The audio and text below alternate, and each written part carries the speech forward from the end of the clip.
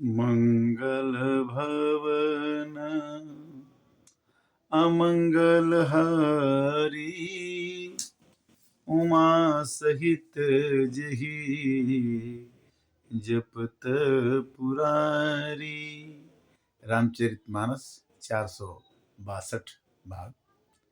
मानस ज्ञान के अंतर्गत राम जी की चर्चा, रामचरितमानस का प्रचार प्रसार, सनातन धर्म का प्रसार, गीता का भाव, लोगों में सनातन के प्रति आस्था का बढ़ाना इस YouTube चैनल का उद्देश्य है।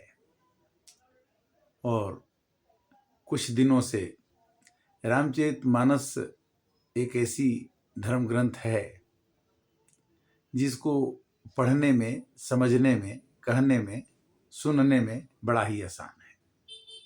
तुलसीदास जी ने बड़ी ही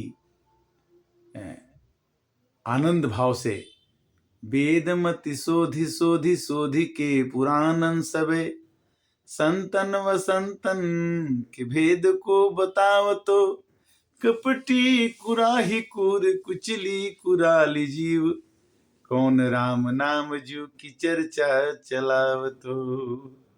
राम की नाम की चर्चा अगर होने लगे तो ये जीवन धन्य हो जाता है। राम जी की कथा कहना, राम की कथा सुनना, अध्यात्म से संबंधित पुस्तकों को पढ़ने से सतोगुण, रजोगुण, तमोगुण से संसार चल रहा है। सतोगुण वृत्ति वो होती है कि जिसमें आदमी की मृत्यु हो जाए तो देवता का स्थान पाता है। रजोगुण की मृत्यु अगर होती है तो आदमी आदमी ही बन के रह जाता है। और तमोगुण की अगर मनुष्य की मृत्यु होती है तो वो पशु जीवन में चला जाता है। किंतु रजोगुण तमोगुण वृत्तियां हैं क्या? ये गीता में इसकी चर्चा आई है कि सतोगुण वह एक वृत्ति है, प्रवृत्ति है, अवस्था है जिसमें मनुष्य दूसरे के बारे में ज्यादा सोचता है और अपने बारे में कम सोचता है।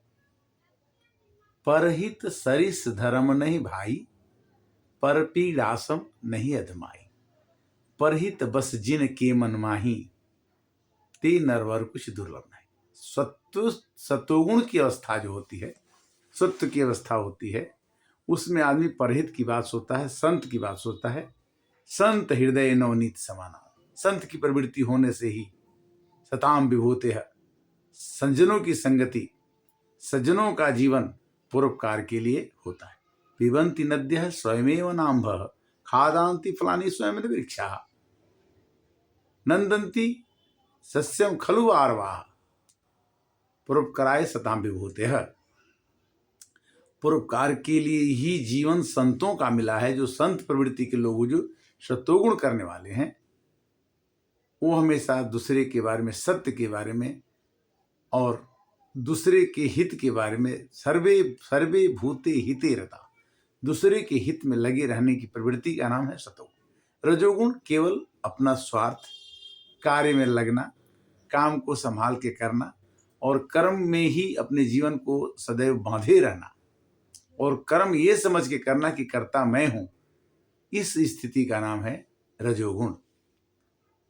सतोगुण में भी आदमी काम करेगा, किंतु वो कहता है कि करते हो तुम कन्हैया, मेरा नाम हो रहा है, प्रभु आपकी कृपा से सब काम हो रहा है। अभी जो भी काम हम करना चलते हैं तो लगता है कि हम कर रहे हैं, किंतु जब उसमें कुछ अवक्षेप आता है, विक्षेप आता है, तो हम बहुत लोगों को उसका कारण मानते हैं और कहते हैं कि फलाने के कारण से काम रुक गया। किंतु भगवान कहते हैं कि अगर तुम मेरी भक्ति करते हो, अगर तुम मेरे भक्त हो और तुम्हारे मेरे प्रति विश्वास है, तो तुम्हारा सब काम मैं अच्छा ही करूंगा। भले ही तुम्हें लगेगा कि ये काम सही नहीं है, किंतु मैं तुम्हारे भलाई के लिए ही अच्छा करूंगा। मनुष्य को बड़ा विक्षेप होता है कब? कि क्रोधा भवति सम्मोहा, सम्मोहाति स्मृति विभ्रमः, स्मृति विभ्रांसि बुद्धिनाशम, बुद्धिनाशात् प्रणश्यति। भगवान कहते हैं कि देखो जो तुम मुझसे मांगोगे, चोर भी कहता है कि हे भगवान मैं चोरी करने जा रहा हूं, सफल करा दो।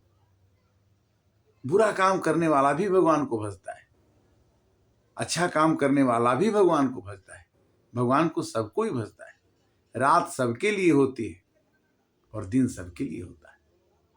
ये कुंभ का मेला जो प्रयागराज में लगा है, जल में कुंभ, कुंभ में जल है, बाहर भीतर पानी, फूटा कुंभ जल जल ही समाना, यह तत् जाने ज्ञानी। कुंभ एक घड़े का रूप से प्रतीक माना जाता है और कुंभ में अमृत है। यह मनुष्य का शरीर ही कुंभ है और इसमें अमृत है। जिस दिन ये अमृत फूटेगा तो इसमें जो चीज इस कुंभ में है वही फूट के बाहर निकलेगा और उतने ही वो अगर अमृत होगा तो फैल करके आनंद प्रसारित करेगा, अगर वो विष होगा तो बुराई को प्रचार करेगा।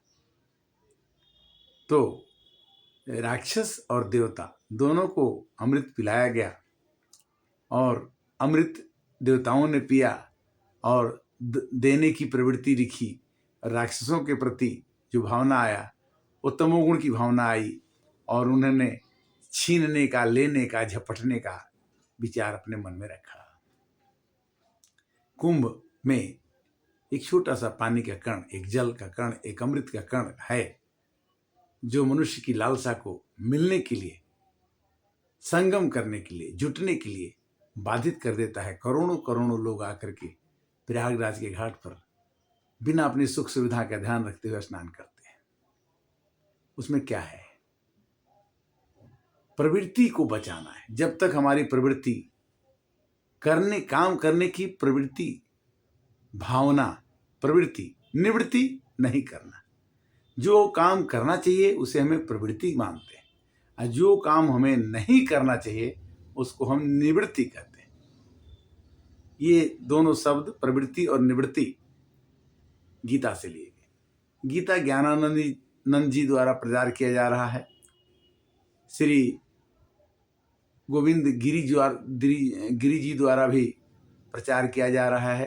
कुंभ में अनेक तरह के लोग आए हुए हैं जो गीता, जियो गीता के नाम से ज्ञानानंद जी, सीखो गीता के नाम से भी संस्था चला रही है। गीता को घर घर में पहुंचाने का काम भी कई तरह के लोगों द्वारा, कई तरह के संस्थाओं द्वारा, कई तरह के संतों द्वारा, प्रभुपाद, श्रील प्रभुपाद जी द्वारा इस्कॉन मंदिर देश के विदेश के कई स्थानों पर बनाए गए हैं और खूब बढ़िया से श्री कृष्ण नाम की भावना को संचालित किया जा रहा है, प्रचारित किया जा रहा है।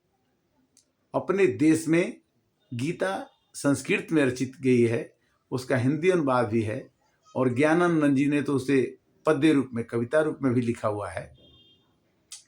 और जिस रूप में घी का लड्डू टेढ़ो भला, अगर भगवान का नाम आप भाव कुभाव अलखयाल सहू, भाव कुभाव अनखयाल सहू, नाम जपत मंगल दिशि दसहु। भगवान के नाम जपने से दसों दिशाओं में उन्नति होती है, आनंद आता है। प्रयागराज में लोग स्नान करने के लिए होड़ लगी हुई है, मैं स्नान कर लूंगा, मुझे अमृत मिल जाएगा। अमृत कलश निकला, भगवान विष्णु ने नारी रूप बढ़कर के देवताओं को, राक्षसों को पिलाया। तो क्या आज बुराई नहीं है समाज में? आज राक्षस नहीं है समाज में? हैं, उन्हें भी अमृत चाहिए और जो साधु संत हैं उन्हें भी अमृत चाहिए। कलश है, वहां रखा हुआ है, देश से विदेश से लोग आते हैं और उस कलश के एक बूंद पाने के लिए कहते हैं कि गंगा तेरा पानी अमृत, जुग जुग से बहता आया, गंगा तेरा पानी अमृत।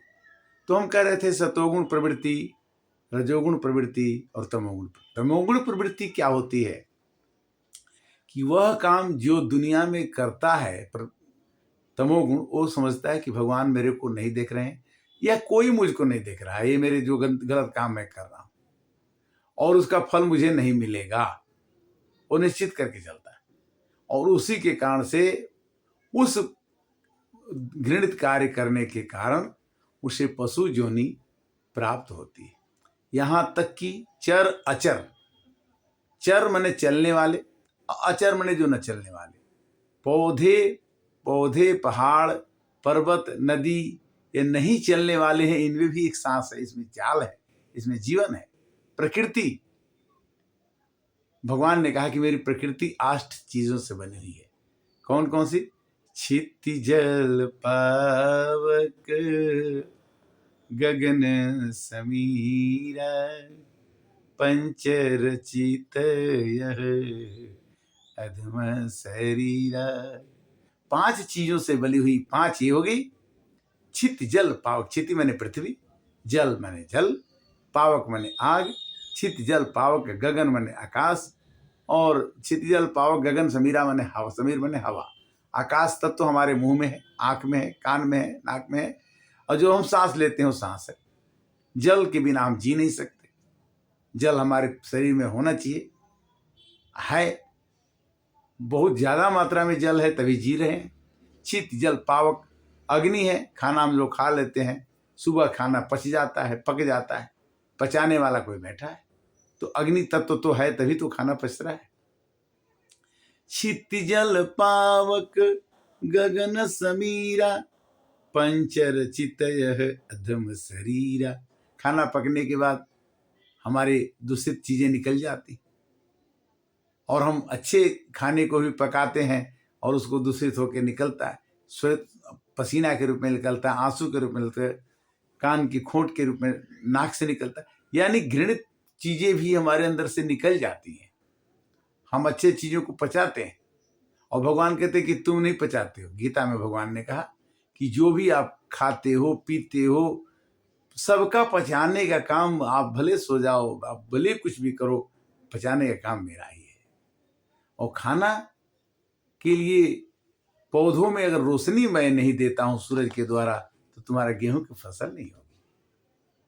प्रकृति मेरी है, मेरी प्रकृति मेरी है, और उस प्रकृति में गर्मी दूंगा, जाड़ा दूंगा, बरसात दूंगा, और इसके बाद तुम्हारे को भ्रमित करने के लिए मन दे देता हूं, बुद्धि दे देता हूं, और अहंकार देता हूं। मन बुद्धि अहंकार 3 मिलने के बाद तुम अपने मन वाली बात करते हो। यहाँ से कही के गईला करबी भजन हम, उहवा तू माया में भूलैला भजन ना कैला, उहवा तू माया में भूलैला। तो मनुष्य भगवान से प्रार्थना करता है जब वो माँ के उदर में रहता है कि हे प्रभु, इस मैले चीज से निकाल दो, तो मैं चल के आपका रोज भजन करूंगा, एक दिन भी बांका नहीं लगेगा, एक दिन भी गलत नहीं होगी, एक दिन भी गलती नहीं होगी। किंतु यहाँ तो रोज गृह कार्य नाना जंजाला ते अति दुर्गम शैल विशाला। भगवान का नाम नहीं जपेंगे तो कोई फाइन नहीं लगेगी, भगवान का चर्चा नहीं करेंगे तो कोई कष्ट हम सोचते कि नहीं होगा, किंतु होगा। सूरज भगवान को हम जल नहीं देंगे तो सूरज भगवान हमारा क्या कर लेंगे। हम कोई व्रत का पालन नहीं करेंगे तो हमारा कोई कुछ बिगाड़ नहीं सकता, किंतु नहीं, प्रकृति कहती है कि नहीं, सूरज को जल को प्रणाम करो, पीपल के पास पानी डालो, जो ये संस्कारिक रूप बने हैं उसको करो। संस्कार हैं, 16 संस्कार बनाए हैं, 64 कलाएं हैं तो हैं। ये सभी चीजों को ध्यान में रखते हुए आज का कथा का विश्राम यहाँ करेंगे। फिर अगली कथा, अगली भी चर्चा, मानस चर्चा आपके साथ होती रहती है, होती रहेगी। जब तक है जिंदगी फुर्सत न होगी काम से, एक समय ऐसा निकालो प्रेम कर लो राम से। बोलो सियावर रामचंद्र की जय। हरे कृष्णा।